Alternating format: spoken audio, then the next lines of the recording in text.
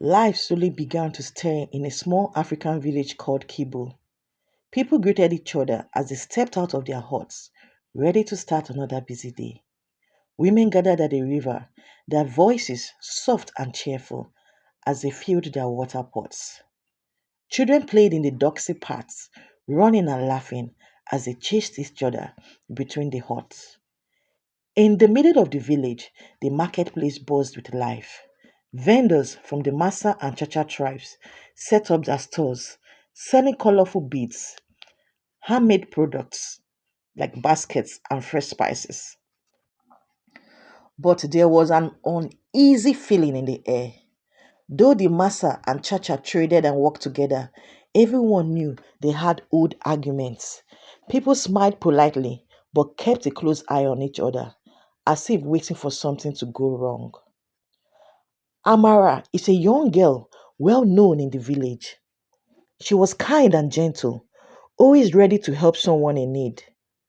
She moved graciously through the marketplace, her bright patterned dress showing her Chacha roots. In just a few days, she was expected to marry Babu, a strong young man her father chose. The villagers thought it was a perfect match and whispered happily about the upcoming wedding, sure that Amara would soon settle down to raise a family. But Amara had a secret that no one knew. She didn't love Babu. Her heart belonged to someone else, someone from the Massa tribe. It was a love that was dangerous, something that would cause trouble between their people. Looking around the village that morning, she felt a strange mix of hope and fear, knowing that her life would change forever. She loved Jabari, a warrior from another tribe. Amara had always been curious, a dreamer at heart. Growing up, she sneaked off to the edge of the village where the land met the forest to watch the snow deep below the trees. She loved her grandmother's stories, the tales of brave ancestors, magical animals, and worlds beyond Kibo. These stories filled her with a longing to explore, to live life filled with meaning. But in her family, life was planned out, steady, and traditional. Her father, a respected elder, expected her to marry Babel, a sensible match that would bring her security and respect that the family needed. Though she tried to feel grateful, Amara couldn't ignore the slight ache in her heart, a yearning for something she couldn't name. Marrying Babu felt like locking away the part of her that wanted more and still believed in stories and adventures. Jabari, on the other hand, was well known as a fierce warrior. He was skilled with spear and could track lions across the plain, admired by many in the Massa tribe for his strength and bravery. But there was more to him than his warrior spirit. When the sun set and the fires were low, he would often sit alone, scribbling poems in the dirt or whispering stories to himself. He was different and thoughtful in a way that set him apart from others. Losing his brother had weighed heavily on him, making him question the endless fighting between the Massa and the Chacha. He dreamt of a life beyond the blood fights, where he would be himself, not just a warrior bound by tradition. When Jabari and Amara crossed paths that day at the market, it was like a spark catching dry grass. They were both trapped in the world that didn't understand their dreams, worlds that demanded loyalty to old ways and traditions. They saw something different and rare in each other, a spirit that wanted to live freely, love boldly, and crave a part of their own. They saw something rare and wonderful in each other, a spirit that wanted to live freely, love boldly, and carve a path on their own. And in that shared understanding, they found a bond deeper than they ever imagined. In that part of Africa, the love between Amara and Jabari was worse than a crime. The Massa and Chacha tribes had fought for many years. They traded good at the market, yes, but marriage between them was a no no. Amara wasn't supposed to talk to Massa men, but 6 months ago, Amara's heart pounded as she wolfed the crowded market, balancing a heavy basket filled with corn and herbs. She has been here countless times, but something about today felt different, like the air was charged with a quiet excitement. However, as she moved past the bustling store, she caught a sight of a tall, striking figure across the way. This was how she met Jabari, dressed in his tribe's red shuka, with a leather band across his head. The moment she saw him, her steps fluttered, and in that split second, her basket slipped from her hands. Before she could react, a pair of strong hands reached out, catching the tumbling basket with surprising ease. She looked up, her breath catching as she met his gaze. His eyes were dark and warm, filled with a rare kindness in a warrior. There was a quiet strength about him that drew her in, a softness that seemed hidden beneath the fierce image his tribe was known for. Amara felt a gush of gratitude and something else, something she had never felt before. The stranger held her gaze for a long time, silent moments, and the market noise faded for a second. But as quickly as it started, the spell was broken. Out of the corner of her eyes, she noticed villagers glancing their way, disapproving looks passing between them. She quickly took back her basket, muttering a small thank you, but yet unable to tear her gaze away from his face. He gave her a small, knowing smile, as if he felt the spark. Amara knew she should turn away and ignore the stranger from a tribe they were not supposed to have any romantic dealing with, but her heart felt different. She managed a shy smile before slipping back into the crowd, but her mind lingered on that moment. It was like she glimpsed a secret part of herself, a part that had finally found a place it belonged. And as she walked away, she could feel his eyes following her, like a promise waiting to be kept. They met once again and soon started meeting in secret. The monkey bread tree became their heaven, a place where Amara and Jabari could be themselves, away from the watchful eyes of the village. They met secretly always, but they were careful to leave at different times, moving through the shadows as silently as possible. Each meeting was like a breath of fresh air, a chance to escape the weight of the expectation and fights that lay on their heavy hearts. Under the broad branches of the ancient tree, they shared bits of their world. Amara loved stories, and Jabari had a hidden talent for poetry and stories. He could recite lines and lines of beautiful poems to the love of his life. And when she laughed, he joined her. As their love grew, so their dreams. They talked of what life could be like if there were no barriers, no battle, just the two of them in a place where they could belong. Amara felt more alive than ever, and the worries about her upcoming marriage faded in those stolen moments. But the shadows crept in too. Sometimes they would hear footsteps nearby or some distant voices, and they would quickly fall silent, holding their breath as if the world itself could hear their secrets. Once, a group of village boys passed dangerously close, laughing and shouting as they played in the tall grass. Jabari pulled her close, his heart pounding in with her, but knowing the cost of being discovered helped them stay quiet. Yet, even with the risk, they couldn't stop. Each meeting held a new thrill, a daring leap into love, and neither could imagine a life without those moments together. The monkey bread tree had become their safe place, holding their secrets in the ancient dark. But there was another secret, darker than their love. Around the fire one evening. Jabari sat with his family as his elders discussed plans for their tribe. His uncle Nuru sat across him, his face set in deep scowl, eyes reflecting the firelight as he spoke. The conversation turned quickly to the cha-cha, and the tune in the circle grew darker. Jabari's brother, who had been well loved and a brave warrior, had been killed 2 years ago, and the pain of his loss lingered in each member's heart. Uncle Nuru's voice was tight with anger as he spoke of vengeance.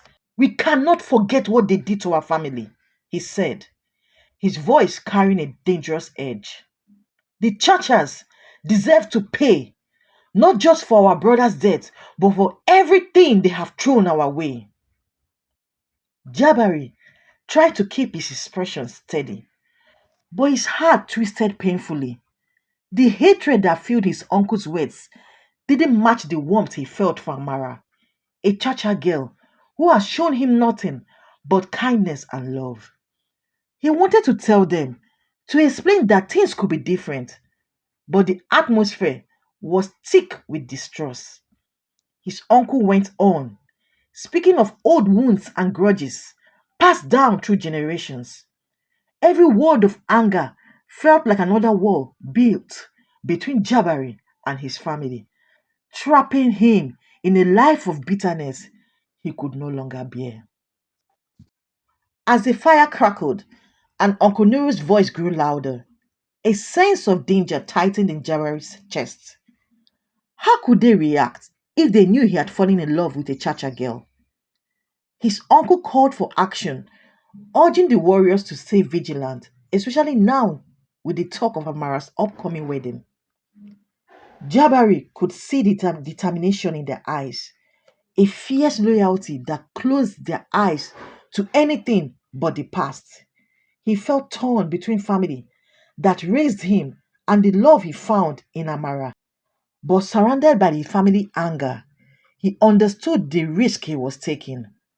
One wrong step, one hint of his love and secret, and he knew the consequences would be deadly for both of them. One hot afternoon, while Amara was helping with her wedding preparations, her best friend Zuri rushed to her with the scary news. Amara, Zuri whispered, pulling her behind a hut. I heard Jabari's uncle talking at the market. He knows about you too. He's gathering warriors to attack our village on your wedding day. Amara felt like someone had thrown cold water on her. What? No, no, no, no, no. Jabari wouldn't let them do that to me. Jabari doesn't know, Zuru said. His uncle is keeping a secret from him.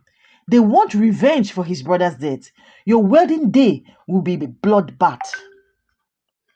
That night, Amara couldn't sleep. She had to choose. Run away with Jabari tonight as they are planned, or stay and warn the village about the attack. If she ran away, her people wouldn't believe her warning. If she stayed, she would lose Jabari forever. But there was something else bothering her. Why had those Chacha hunters killed Jabari's brother? She had to know the truth before making her choice. Amara had to approach Mama Ken. She went to Mama Ken's hut under the cover of the night, her heart racing as she pushed back the cloth that served as a door. The old woman sat by the dim glow of a single candle, her wrinkled hands busy grinding herbs. When she noticed Amara, Mama Kemp's eyes narrowed, looking at her across the face. Why are you here so late, my child? She asked in a low voice. Amara hesitated, the words catching in her throat, but she knew she couldn't turn back now. She told Mama Nkem everything, the whispers of an attack, her love for Jabari, and her father's strange behavior. But when she asked about Jabari's brother and the secret that seems to swirl around his death, Mama Nkem stiffened, her grinding tone coming to a halt. Some things are better left unsaid, my child, the old woman muttered. and shifted her gaze away. You don't know what you are saying, child.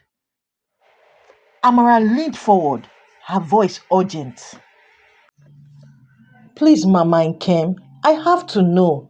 I can't go back without understanding what happened to our village. Silence stretched between them. Slowly, Mama Nkem sighed as if a burden of her knowledge was too heavy to carry alone. Her voice dropped to a whisper. Years ago, there were rumors, whispers of children disappearing, families searching with no answers. People said it was misfortune and that they had run away. But those of us who watched, we knew it was something darker. Those children were taken, Amara. They were taken and they never returned. Amara felt chills crawl up her spine. But Mama Kem wasn't finished. She described how young boys and girls from both the Massa and Chacha tribe had vanished without a trace.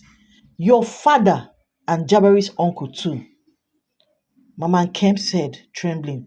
They were behind it all, trading innocent lives for wealth and power. Jabari's brother learned the truth, and for that he was silenced. Amara's heart pounded, the horror settling over her like a shadow. The rivalry between the tribes was all to keep these sins hidden.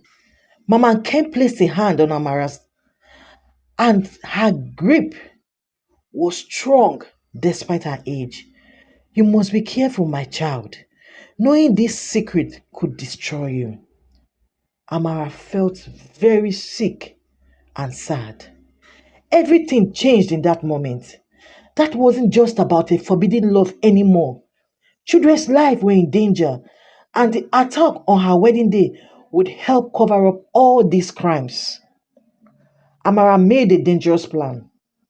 She wrote two letters, one to Jabari, telling him everything, and another to the police in the big city. She gave them to Zuru, her friend, to deliver. On her wedding day, Amara pretended everything was normal. She wore her wedding clothes and smiled, but she had hidden her father's old gun under her dress. When the Massa warriors attacked, the police were waiting. There was chaos everywhere, with people running and screaming. In the confusion, Amara saw her father trying to escape. She followed him into the forest. Why, Baba? Why? She asked, pointing the gun at him. How could you sell children? You don't understand, he said. Our tribe needed that money. I had to do what I had to do. Suddenly, Jabari appeared with a spear ready. But he wasn't looking at Amara. He was looking at his uncle, who had just stepped out from behind a tree with a gun.